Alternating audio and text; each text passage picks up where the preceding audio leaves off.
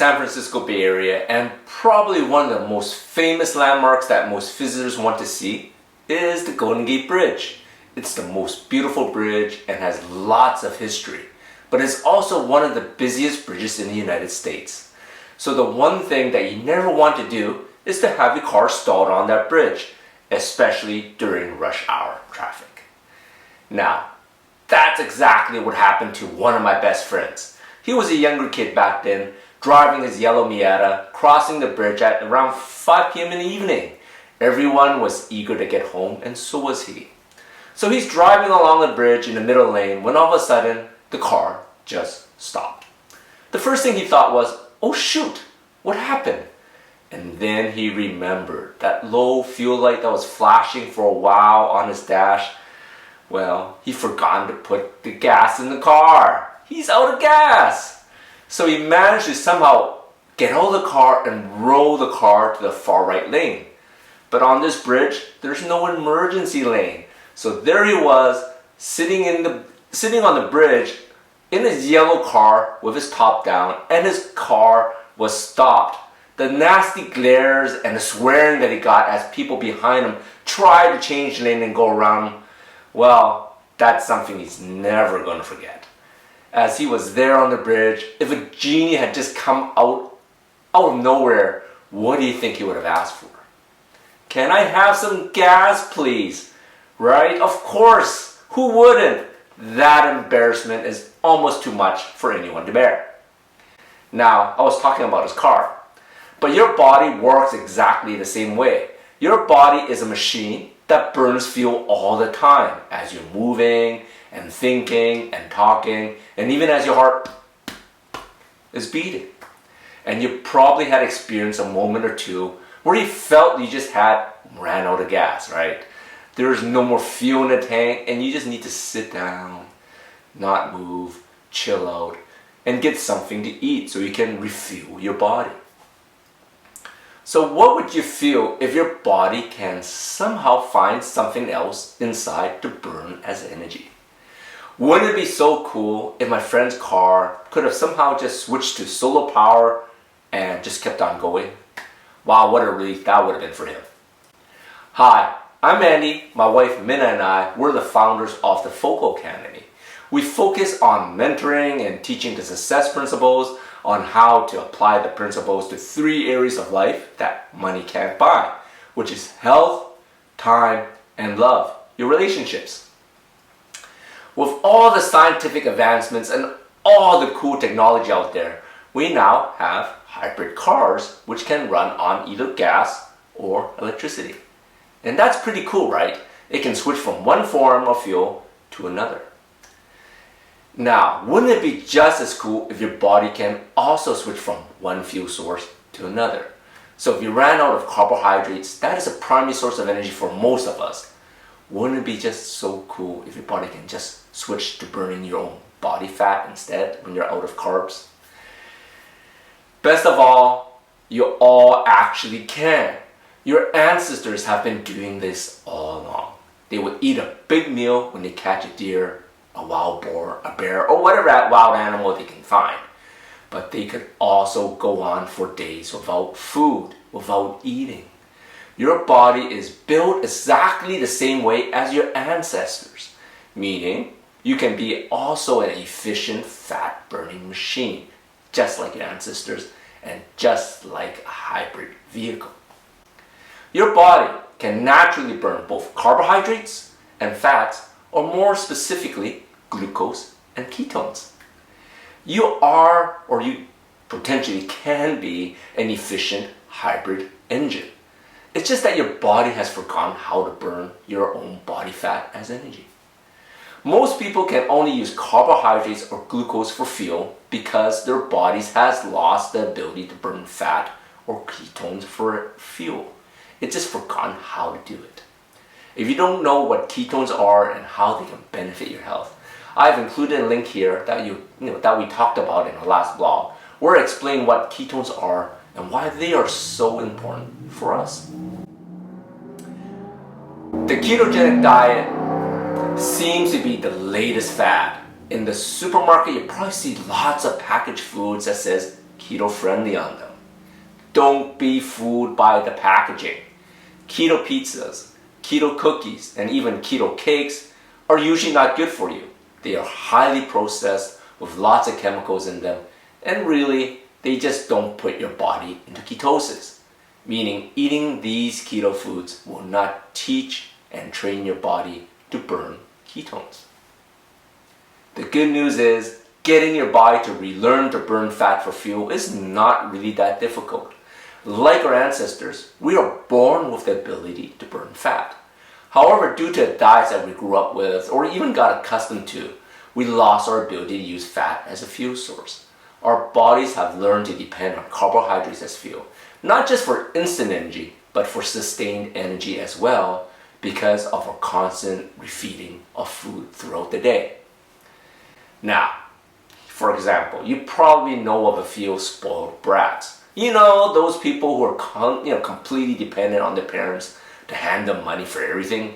They have no desire to go out, to get a job and make money and try to be self-sufficient, because all they have to do is put out their hand, look at mommy or daddy and say, "Can I have some money please?" And they get everything they need, right? You know those people. You have spoiled your own body. Your body sends you a signal saying, "Hey, I'm hungry." And immediately you will start putting food into your mouth to satisfy your hunger. You have spoiled your own body and became one of those spoiled brats. But it doesn't mean that you can't get that spoiled brat to start making money and be self-sufficient. There's no reason why you can't train your body to become keto adaptive and metabolically efficient. When you're metabolically efficient, your body can easily switch between burning carbohydrates and fats. Doing the ketogenic diet the right way will train your body to learn to burn fats. And the ketogenic diet is supposed to help you lose weight very quickly, give you better endurance, and of course, a clearer mind, everything we all need. However, if you don't do the ketogenic diet right, you may experience discomforts or even health issues. Here's a couple of the issues. First, most people go on the ketogenic diet and go off the formula 75, 20, and 5, meaning that it's 75% fat, 20% protein, and 5% carbohydrates. This is only about 30 to 50 grams of carbohydrates.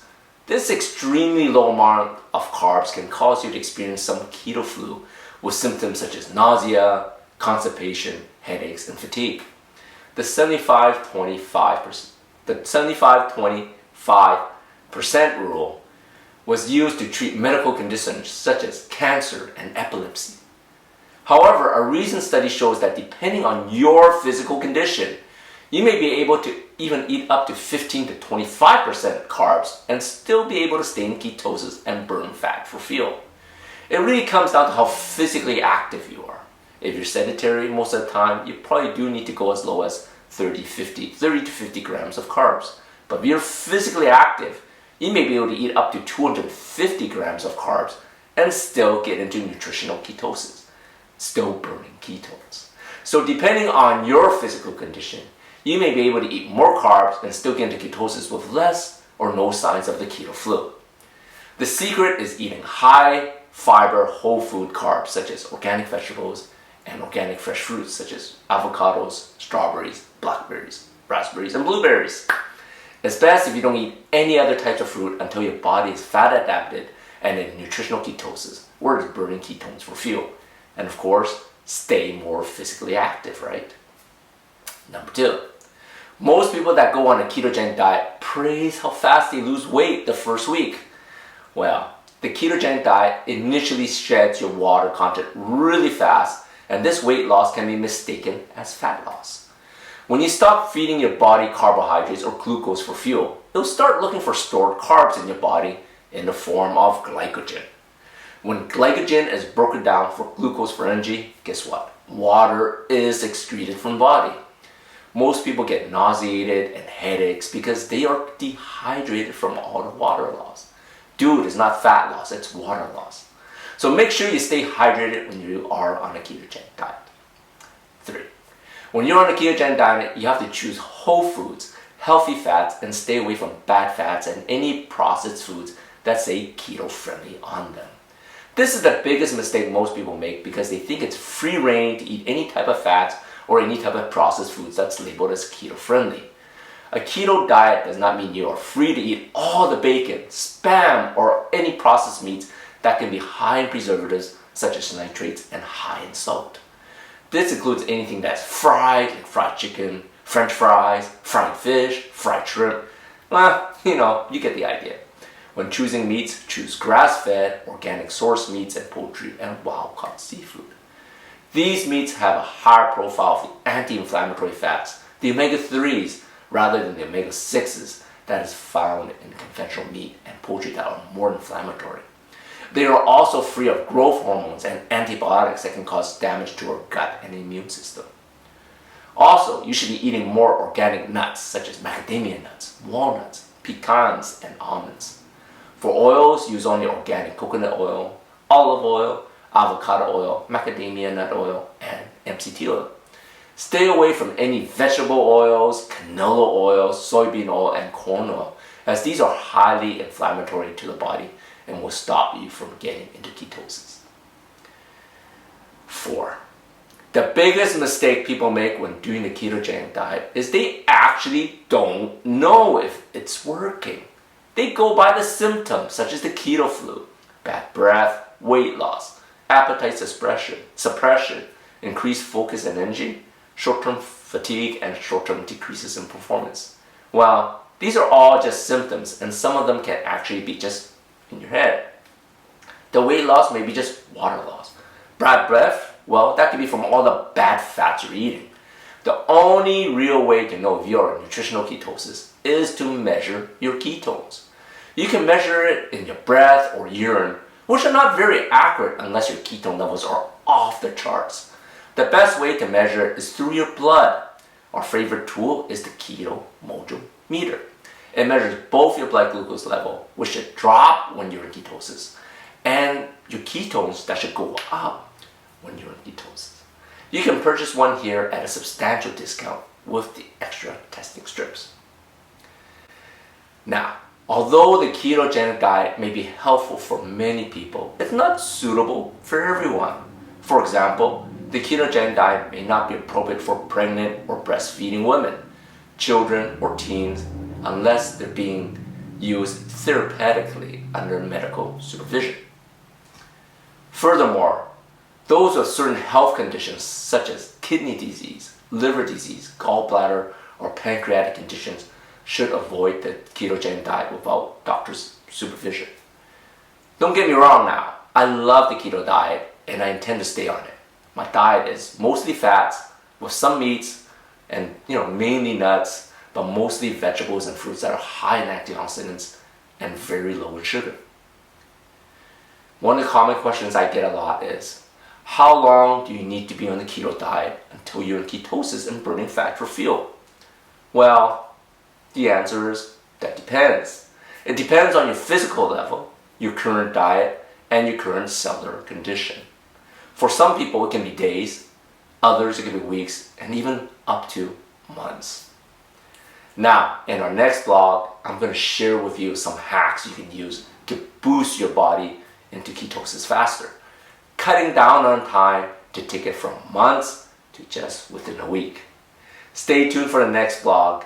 Until next time, love what you live and live what you love.